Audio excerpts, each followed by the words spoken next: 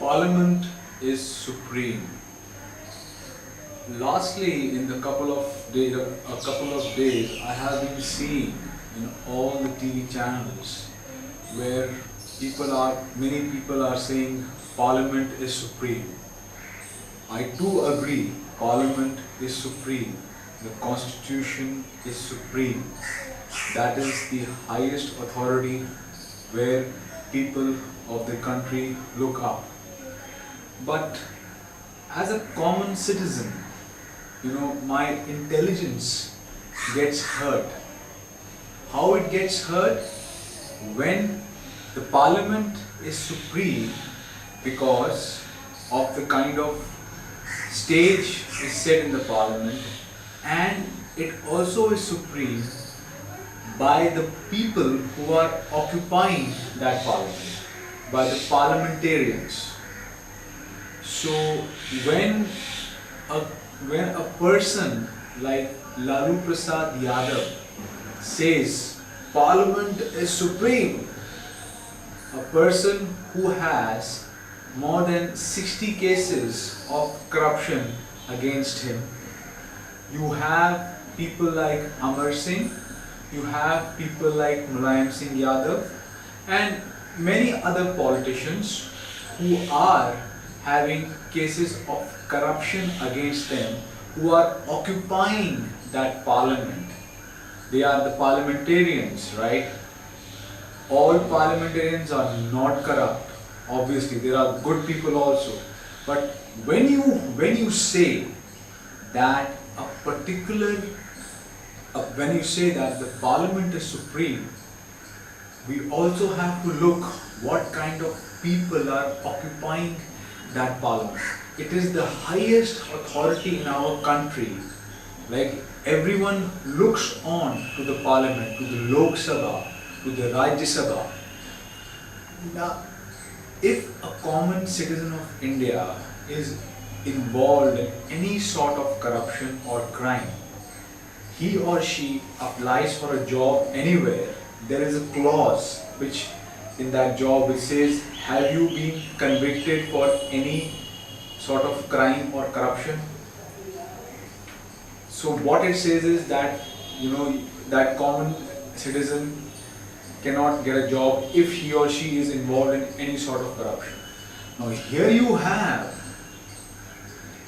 the parliamentarians like Mr. Lalu Prasad Yadav, who has got so many cases of corruption against him, and when noted lawyers in the TV channels and noted big faces, they say Parliament is supreme, I as a common citizen, I might not be having too much of knowledge about how the parliament laws are framed and how do all those things work, but as a common citizen having some common sense, my intelligence tells me that the parliament is made supreme also by the people who are occupying that parliament.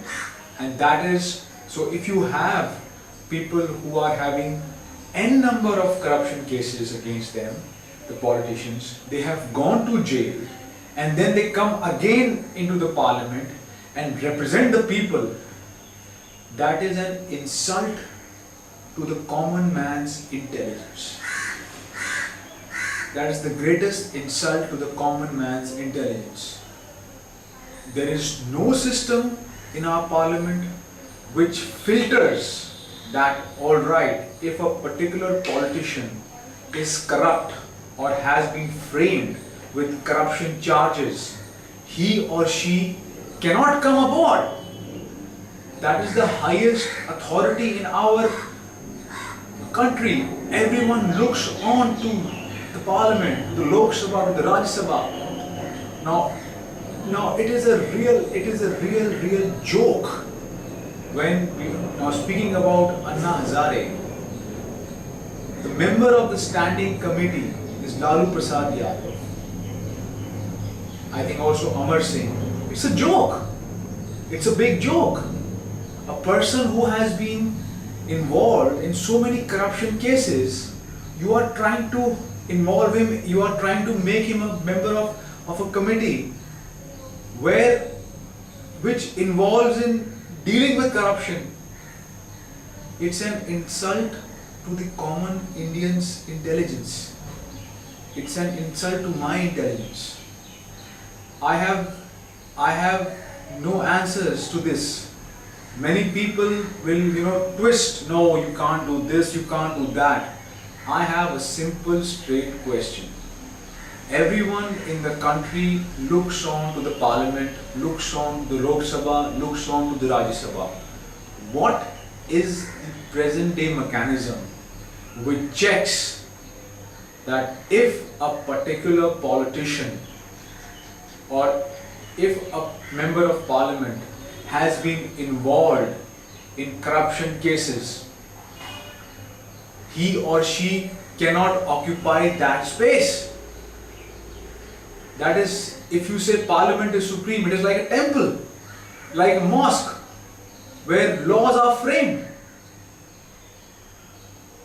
There is no answer to this. I belong to the corporate sector.